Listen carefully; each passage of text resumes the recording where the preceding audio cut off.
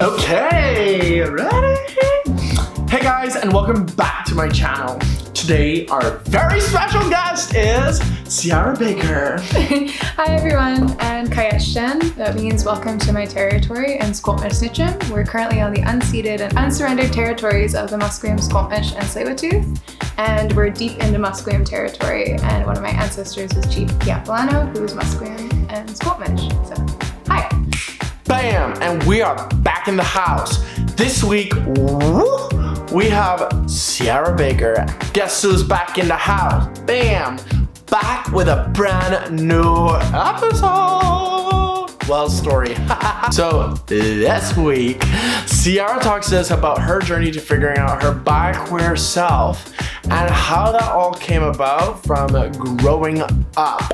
She talks to us about LGBTQ plus in the Indigenous community, her exploration with Two-Spirit, and keeps it very educational. I personally learned so much from this entire story, so tune in, and as usual, we're about to get juicy. Let's dive in.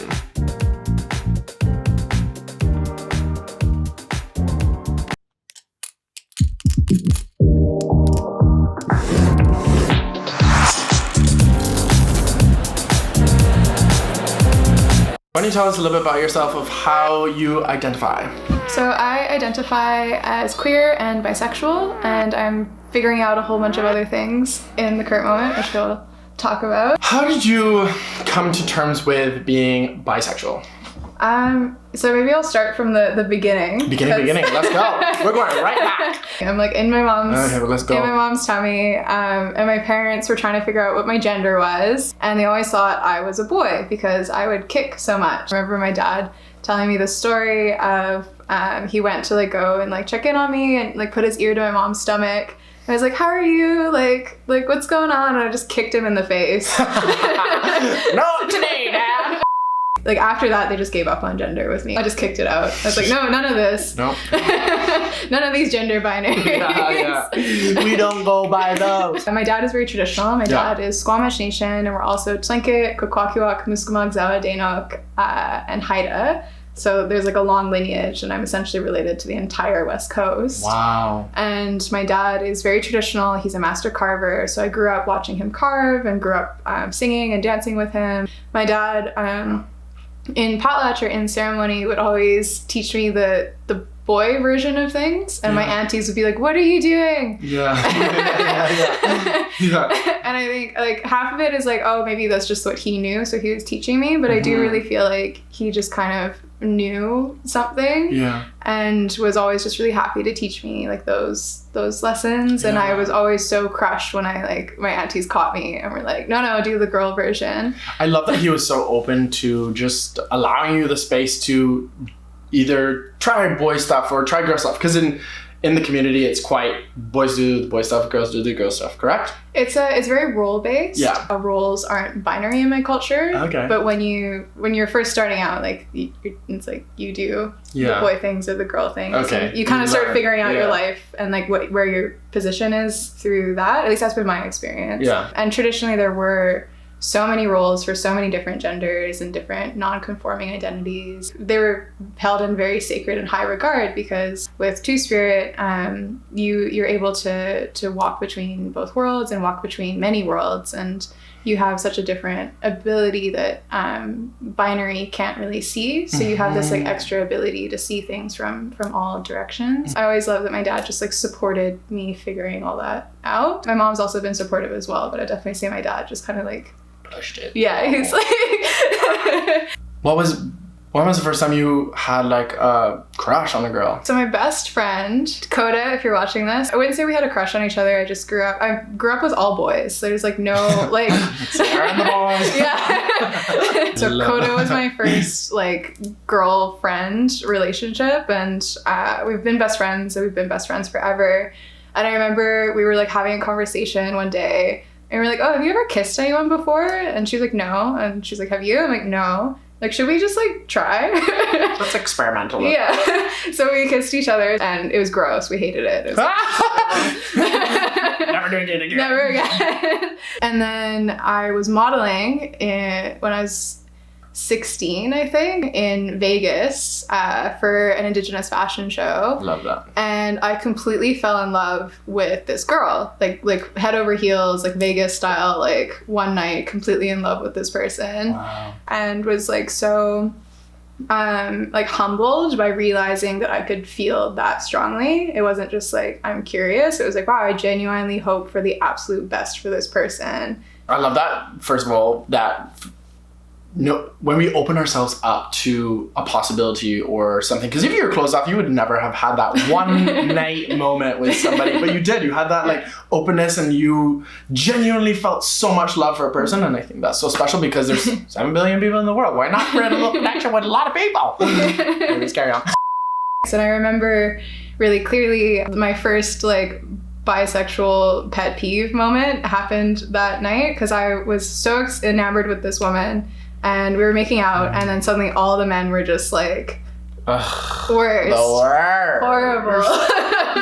Like, oh wow, like you guys are so hot. And you're like, fuck off, like go away. And now it's like my biggest pet peeve in my entire life has always been like men just trying to get in on a female space or a femme space. And it's so irritating.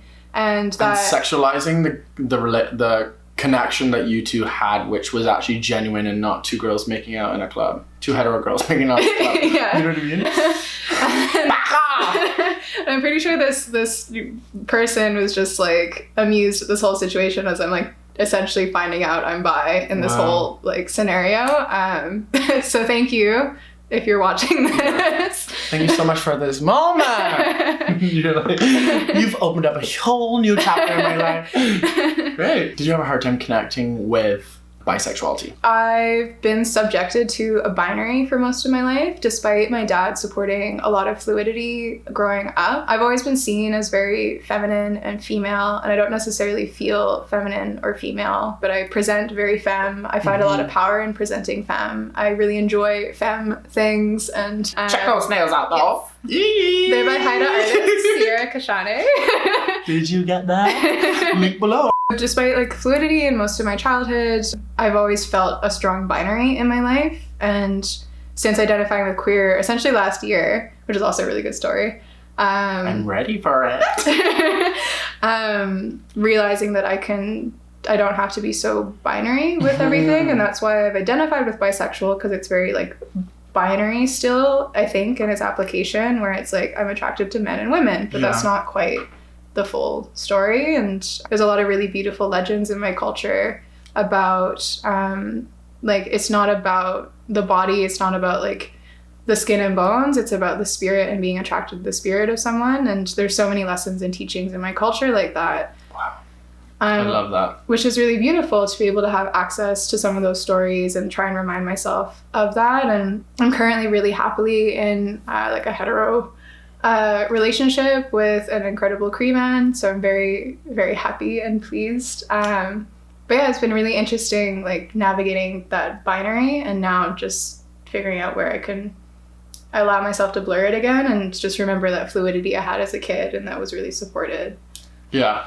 I think, like it's nice to hear that too, and you're exploring that fluidity and you're allowing that space for even your character to develop and you to discover more about you more than what you're attracted to also. So I think that's super powerful, and people need to be a lot more like okay that sexuality is on this big massive spectrum, and forever the more knowledge we gain, the more experiences we have, the more we are going to evolve and change as an individual, and the less limitations that we have too, the more powerful we are as a human being, is my belief. I don't know if that makes sense, but hey. You identify as queer. What is that like for you? It's a bit nerve-wracking, and because I've been identifying as bi and I've been comfortable identifying as bi for so long, and I think like also like bi representation is really necessary, and in general I don't think I'm gonna ever abandon bi. Like I You're think like a bi-queer person. Yeah, thank you. Love that. Bi-queer. Yeah, like bi representation is really important. Like we have so many insecurities, and that question of like, am I queer enough? And 100%. Especially when you're like happily in a hetero relationship and you're going to queer events and your partner is super supportive, but you still feel like am I queer enough in this space? Are people going to judge me? Am I going to be welcomed? Am I going to be accepted? Yeah, and I completely understand because we've for thousands of years been trying to build like comfortable, queer, happy spaces, 100%. And like I want to be mindful of that as well. So it's always like very complicated. And speaking of queer, happy spaces, the night I started identifying as queer was this like epic night where like Ari and like the whole girl crew we're like, back together. It's like community event. It's like this amazing music and like super cool house vibes. All the queers just kind of found each other throughout the night, and we like coalesced in this one corner. It became a thing. Like somebody was like, "Are you part of like that corner dance crew?" Are you the queer corner? Yeah. So we became the queer corner throughout the night, and it was just like the most epic dance night of my life. And then finally like the lights come on, we're sweaty, we're drenched, there's like no more makeup because of how sweaty we are, and if it is, it's on like everyone else's face. And we all kind of look around and like, you're queer. Yeah. You're queer. Yeah. How about, okay. You? I'm like, well, yeah. And it was just this like amazing like moment through like dance and community and just like vibing to like really good music where I like really felt what that meant and felt that safe space. And I was like, yeah, like I'm queer. Love that. I love that. Let's talk about LGBTQ in Indigenous communities. First of all, is there quite a bit of education around LGBTQ people? I think, like, historically, no. Historically, colonization has made a concerted effort to wipe out any records, oral history, practices, ceremonies around LGBTQ plus Indigenous people because it's a threat to white supremacy and colonization. So in short, like living and existing and breathing and thriving is essentially dismantling settler colonialism. If you're anywhere on that spectrum. And residential schools in particular really, unfortunately and tragically, beat it into our parents, our grandparents, our communities that like to be ashamed of those things, and Christianity teaching to be ashamed of those things. Yeah, 100%. So trying to reclaim that and trying to like speak to like our elder two-spirit and LGBTQ2 plus elders, it can be quite re-traumatizing because of the internal trauma from residential schools and colonization in general. However, there has been an incredible Indigenous renaissance happening in the past few years, essentially.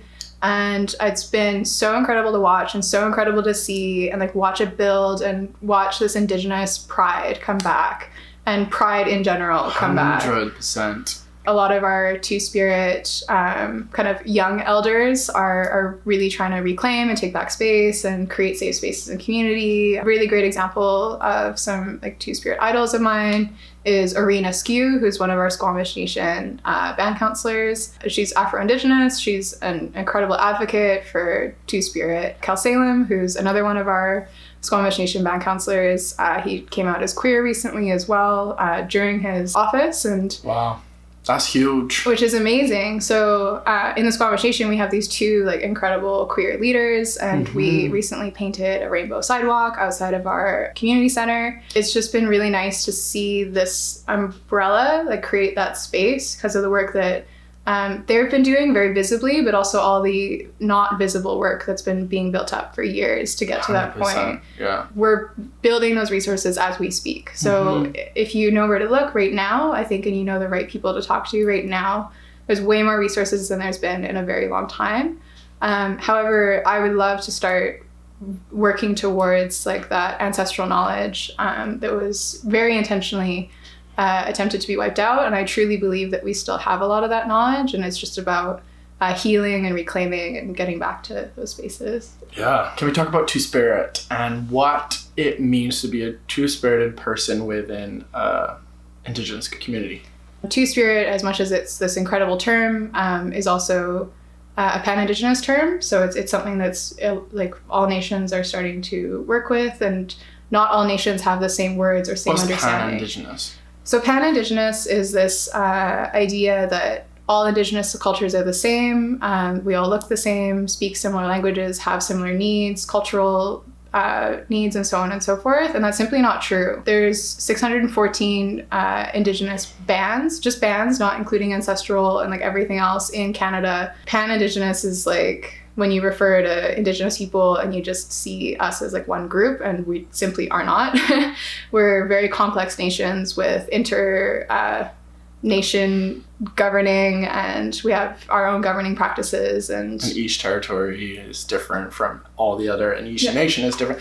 Yeah. I think it's so true. A lot of people probably do view Indigenous people as pan-Indigenous. Pan-Indigenous isn't always a negative term. Like sometimes there are things that, like the word two-spirit, that are from a specific nation, but are being used by other nations to start those conversations and have those really like delving into like, what is two-spirit? Like, what are our words for two-spirit? What are our understandings of two-spirit in my nation specifically? And how does that work? And so on and so forth. It's not necessarily a neutral term, but it is.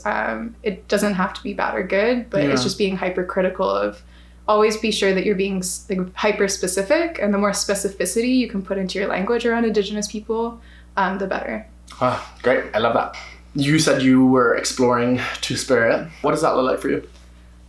So for me, it just looks like speaking with other two-spirit people in my community and my culture and my nation, and eventually speaking with my elders about their views on it. I wouldn't want to identify as two-spirit and realize that I'm actually something else. Like maybe my culture has a different word for what I am, or what I feel like I am, or my spirit, or maybe my spirit feels a certain way that maybe there's a better term for. Similar to like the little queer dance corner, and realized that I felt so safe and seen and expressed in that instance, and I was like, okay, queer is that space, and I identify with that space. Similarly with two-spirit, there's so many incredible two-spirit artists that I know, and I feel so comfortable and so safe around these people and the environments and the conversations that they're leading and having. And I just want to be really like respectful of entering those spaces and seeing where I am in all of that. So you're experiencing a lot of like uncertainty of like what is you are experiencing, but you're connecting with a lot of two-spirited people and finding inspiration through that. Correct? Yes. Now, what are some of the things that you are feeling that are driving you towards exploring two-spirited? I think if we think about that, what we were talking about with my dad, like I've always grown up with a lot of fluidity and freedom of fluidity, and I'm trying to be like very cautious because of being hypersexualized and experiencing like the hyperfeminism in my like formative teenage years, which has resulted in like this A, B, C, and D trauma.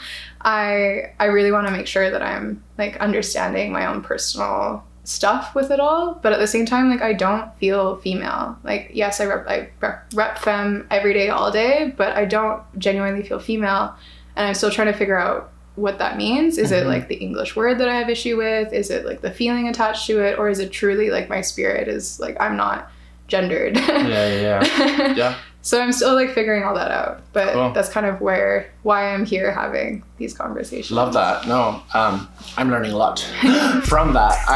I love that you're exploring the non-binary and just having that openness to have these conversations. And even from what I get from you, it's just like even if that isn't where you're supposed to be, at least you're exploring it to understand that isn't where you are, and you're okay with that, you know? So kudos to you for exploring that and being brave and just like open to it and having that openness. How did your community accept your sexuality? So let's talk about missing and murdered Indigenous women and girls in the LGBTQ plus community. Let's talk about the Land Back movement. Ooh, part 1 of Seaira's story is amazing. Did I tell you that already? If you haven't already, please like, subscribe, and comment, and always lead with love. There's a lot to learn. I am so grateful for you, Seaira, coming on here. Thank you so much, and I can't wait to jump into next week's episode. So tune in, show some love, always.